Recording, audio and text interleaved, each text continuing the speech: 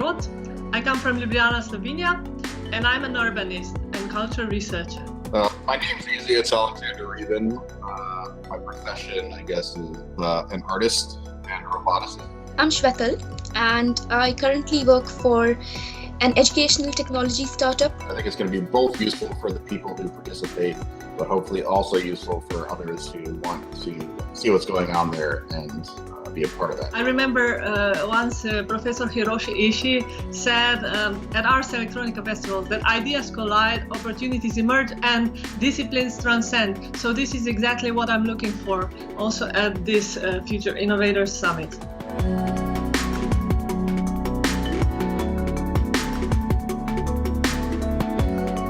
Journey to Linz was good.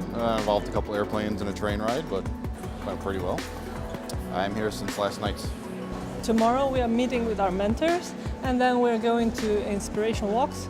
We're going to be walking on the exhibitions and thinking around these creative questions that we were suggested, and then coming up with our own.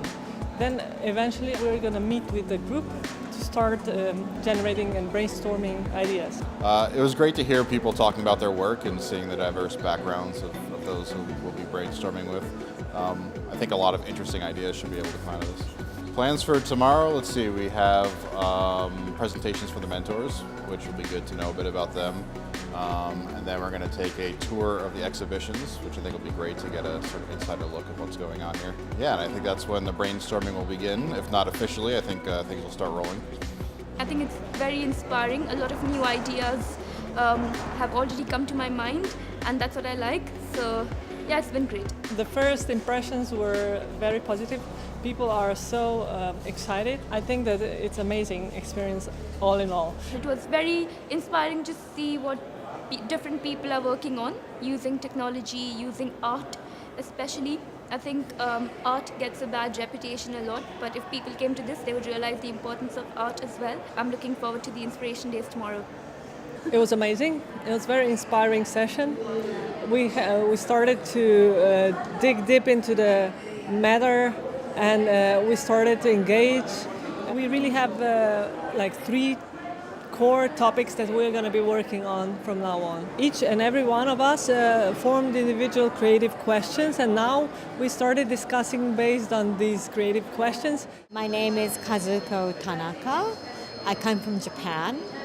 Hakuhodo, we're a communications agency, and I facilitate workshops and produce communities. So we spent the day coming up with questions, looking at the inspiring questions, talking about which ideas were most interesting to us. So we were the Future Humanity group. We're writing a bunch of questions, and we've been grouping them together to figure out if there's any theme between them. And I think after that, we're going to pick a theme we're interested in and then zero in on the question we're going to be asking. Through the FIS and through the discussions with the innovators, we've finally come to a point to understand that the questions are really for the society to think about what they should do next and what they should think next.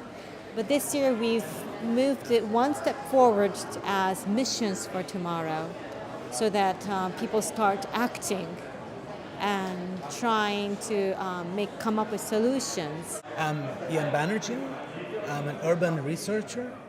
I work at the Technical University of Vienna. I was chosen as a mentor, particularly for the group Home, AI and Home. It's not just students, these are professionals who are working intensely in this field. That was very impressive for me.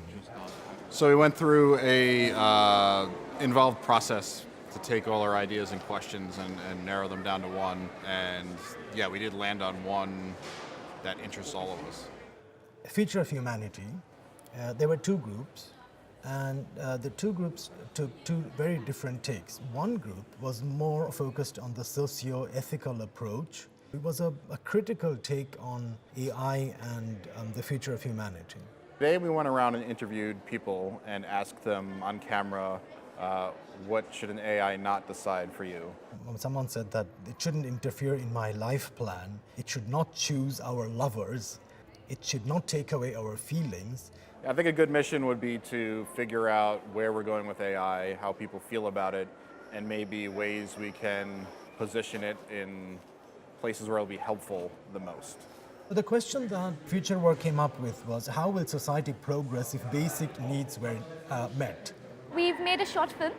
We went around and asked people questions about what they think the future of work is when money is not in the question, when they don't need to work for their basic food, housing and clothing. They came up with two scenarios, 2067 and 2016, and they portrayed the group members as living in 2067 or 2017 and asked them what would they do when their needs are met and what kind of work will be doing.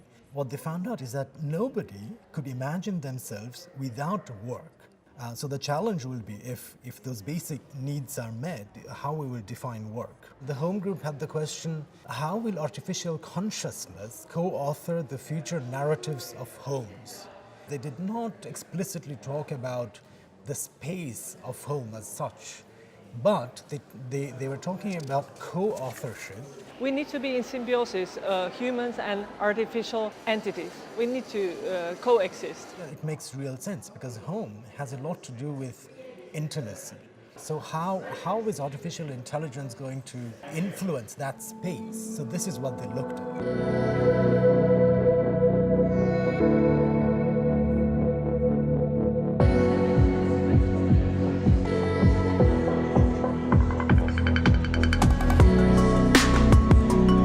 It was really a pleasure and privilege to be part of this creative thinkers group of brilliant minds. And the mission for tomorrow, I think, is to support us and enable in ourselves to become higher evolved humans.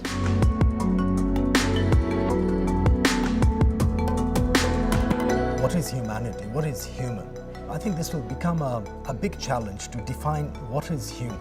We have to understand artificial intelligence and how it's evolving. It's evolving in a very, very fast way. So we have to first understand and bring it down to society.